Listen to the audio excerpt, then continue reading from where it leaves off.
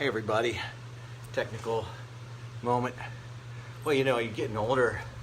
One thing I noticed is when I wear my sleeveless shirts, I don't have very good muscles anymore. Anyway, I put that at the beginning of the video because it's just a little free association there. I have to do some push-ups this week. Let's see what we get, because I'm not changing my shirt. Just a quick workshop check-in. Let me try and straighten you up. Jason Wren, good to see you, brother. Love you, man. So I'm just on here. Jared Nelson, good to have you with me. Luke Coffee, hi guys. Oh, this is warm and nice. So glad to see you. I just am in here and I was musing upon, hey buddy, you hear me talking? Who am I talking to? If you guys want to see, look who just came in the workshop. Hi buddy, hey. Bryce Miller. Bryce, I don't know if you know this, but you just got hashtagged on Instagram today.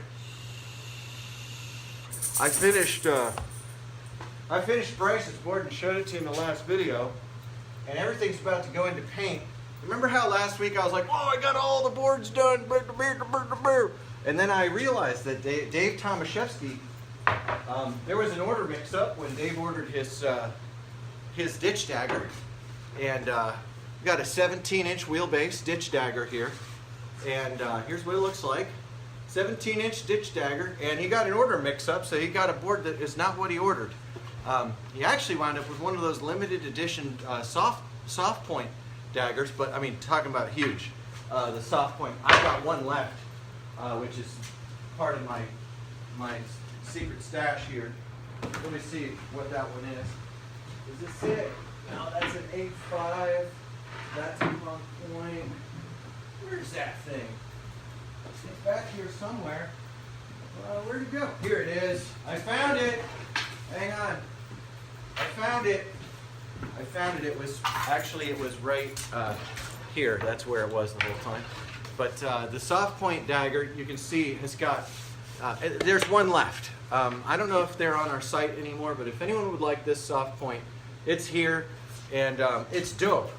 The measurements on it, nerd time! I'm starting to really like talking to you guys. You know that? You're all really nice, and it spices up the workshop. You guys know I'm a social shredder, and where's my, it's right here. Sorry, I'm like Template City, and you know, I really like doing these videos because when I did, it wasn't yesterday, it was Friday. When I did that last video, I dropped it. It's down here. I'm gonna get it. Here it is. I got it. All right, so this soft point dagger, 10.5 at the widest with 10-inch truck beds, great for Indy 169s, Indy 215s. I ride my 10-inch wheel beds, truck beds with Indy 159s because I'm a nerd that way. I like the way that goes. The weather is clear, sunny, pleasant, and I am hoping to finish up early enough. I'm grilling tonight at 6, but I'm hoping to be able to take a ride on Yon motorcycle today. My morning, I pulled up to the shop today, and there was a nail sticking out of my front tire. And both my, you know what? I'm very low on coffee right now, guys. This is my actual personality coming through here. No coffee. I mean, I had my morning couple cups, but this is just manic. Somebody once said it's like I lose my focus a lot of time. Anyway, so this ditch dagger here is the soft point, and you can see that's got a nose just like the punk points. I like that nose. It's like I'm punk, but I'm also here to party. No, I'm punk, but I'm also responsible for nollie tricks. How about that? Hey Trey, good to see you on here. Jake Benz is watching. What's up, Jake? Making rings today? Good to have you on the feed, brother. I got, and you can see when you compare the two, and I really never got to do this, you compare the two. This is what Dave wanted. Dave wanted this gnarly ass ditch dagger nose this is what Dave got. He got this soft, gentle nose. So I'm punk, but I like to cuddle. There it is. It's punk, but it likes to cuddle. This one is punk, and it's just here to stab you. All right. So these are the two, but there's only one of these left. I made these for the folks who want to nollie them, but the wheelbase I ran on it. I ran I think a 16 on this. Yeah, it's a 16-inch wheelbase on this one. This soft one. I got this on a 16 because I skate a 16. 17.25, a little bit long for me.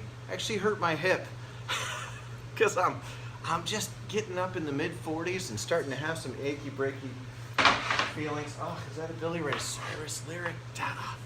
Stings my skin. But this one for Dave T-Ski is on a 17-inch wheelbase, 7-inch tail. Whatever the nose falls to, as long as it's pocketed right, I'm happy. This nose is pocketed just fine for me.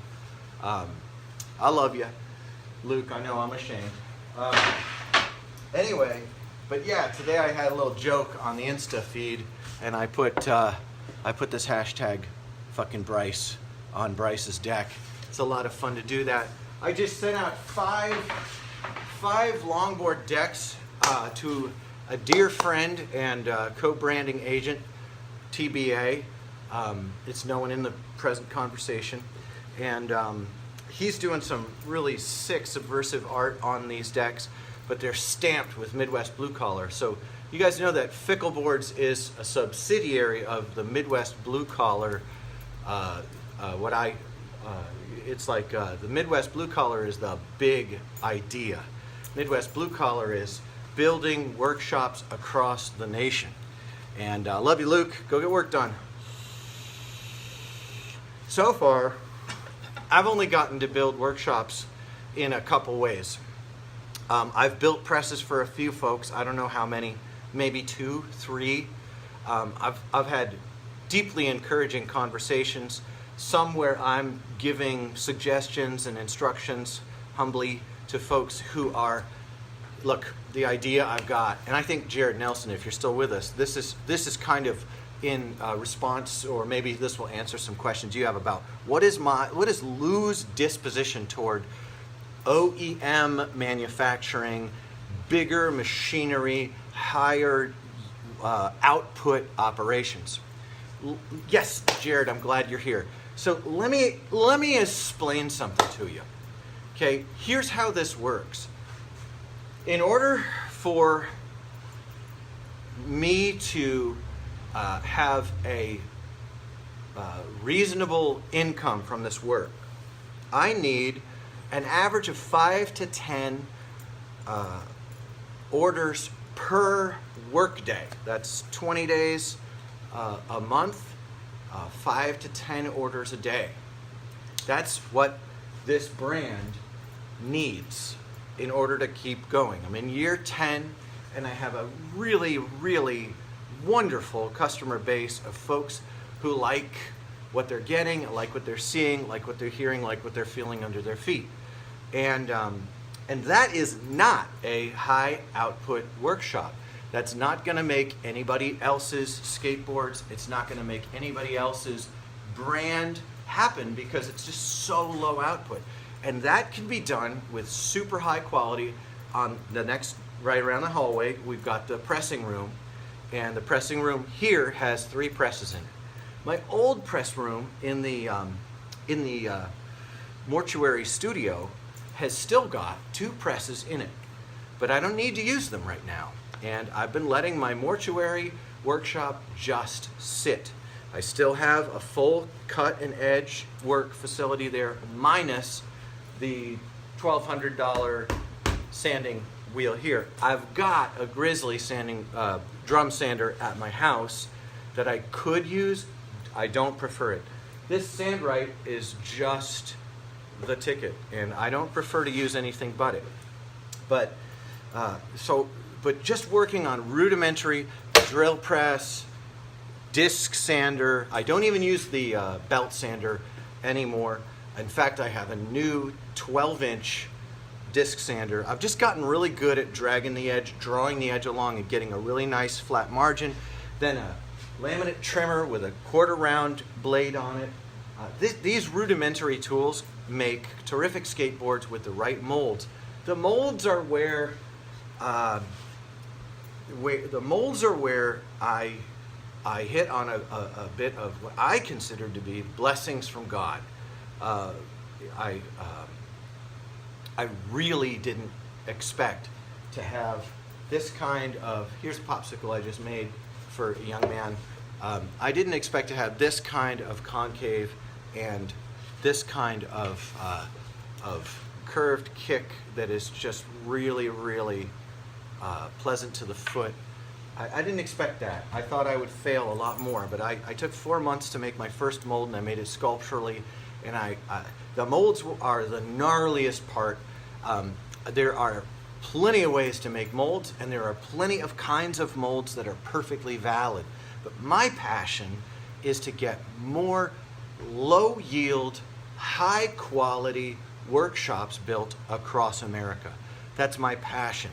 I am more passionate about mainstreaming low-yield, high-quality workshops. I'm more passionate about mainstreaming these workshops than I am about just about anything else. During my work week, I'm on the phone with people who are building out their workshops and who are asking questions like, think of one of the most recent ones I got.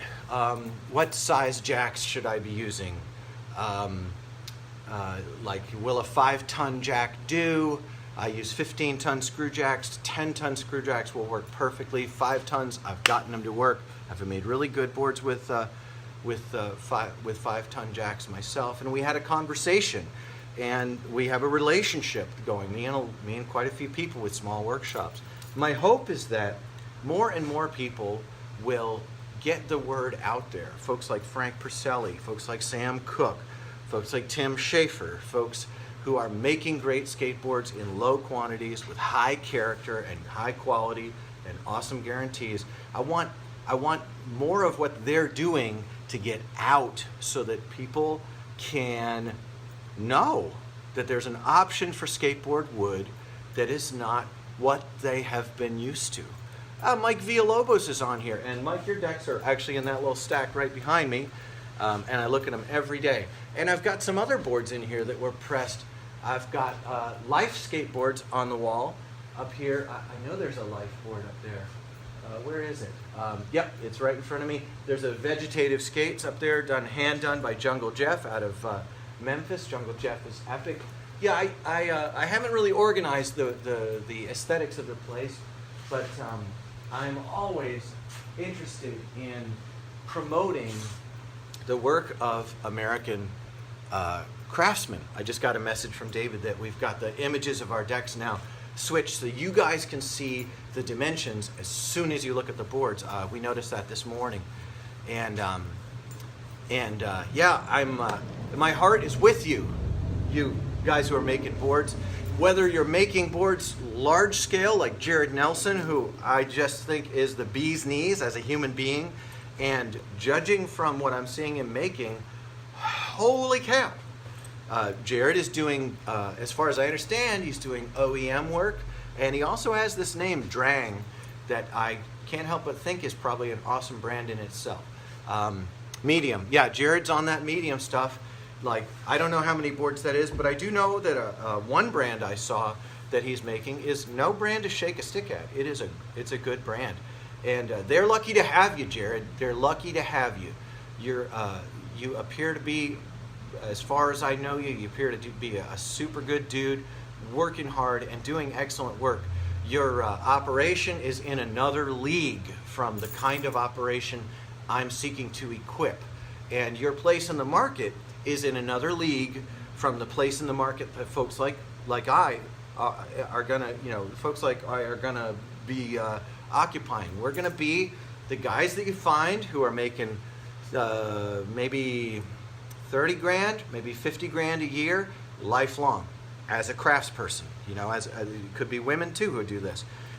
As a person who's working craft, we might make 30, 50 grand a year. We're not in this for the normal skateboard metrics are that one person who is at the top makes millions and millions of dollars, and everybody else below them, like cascading down, is making like really little. And I mean, good on you, man. Glad you're rich. I like the pool you built in your backyard, and I'd love to be invited to come skate it. But because of the content of my videos, I'm not, and I get it. But I'm not going to stop making the videos because there are plenty of places to skate. Andrew Eberhardt, you're watching, and your board is, let me see. No, that's Eric Sanders. No, this is someone with the initials PS. Let's see. That is just someone with the initials PD. Oh man, Andrew, your deck is. Oh, it's a panhead, isn't it? Yeah. No, this is for Eric Sanders too. And this is for someone. This is for Frank Conforti up in Rhode Island. I think he's in Rhode Island.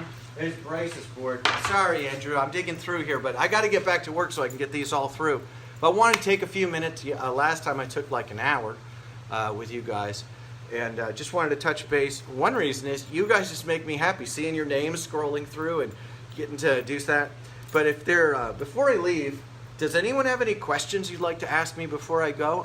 I love when you guys ask questions. I'll give you a few minutes to pull it together. There's only 10 of you on here, so it's cool if you don't. Otherwise, I'll head out. And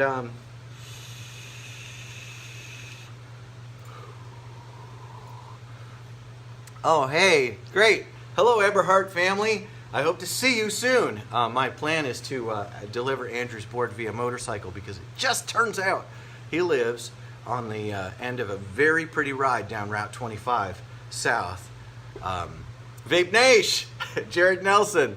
I like vaping. This is, I don't know what flavor this is. There's this guy, he runs a thing called Vapersmith? I don't know, but he's around here, and he's a cool dude. So this is the cleanest juice I've ever had in my life. I also have a pack of Camel Wides over there too, but not like a super serious smoker, but a cigarette's worth a couple cups of coffee when you're riding a motorcycle. And so it's for safety. So, well, all right, friends. Obviously, I'm going to go. Now I see myself. I got to go do some push-ups because I got to fill this out. Look, I'm sinking. I'm sinking because I'm getting older. And oh, hey, look, if you live within a couple hours of here, why don't you come by? Why don't you guys come by and see what I do? And let's talk about getting more workshops built and more craftsmen and craftswomen working and doing more stuff. So anyway, David is texting me now. We're about to screen the House Upon HOP's cool graphic. We'll have some cool photos of that. And all right, you guys.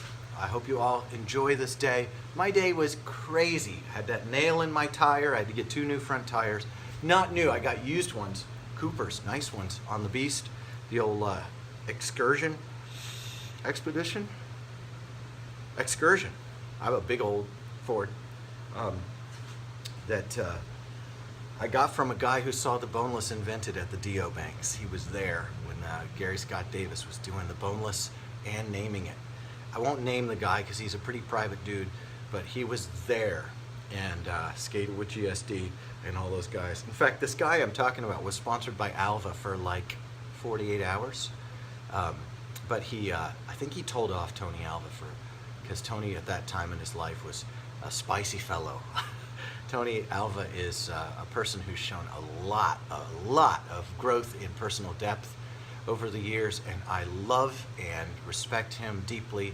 And I also wish that I'd gotten to know Jay Adams, but I do know J.D. Fowler. And is it an expedition? Thanks, Sam. I don't know. It's the Eddie Bauer one, though. It's cool. It was like brown and tan, but now it's like gray and dirty silver because it's faded. All right, Lenny Pogue, I see you're on here, and I want to talk slalom decks with you. Mr. Sanders had me make him up a slalom deck, and I want to get nerdy with my slalom friends. I really think we've dialed in some cool slalom stuff here.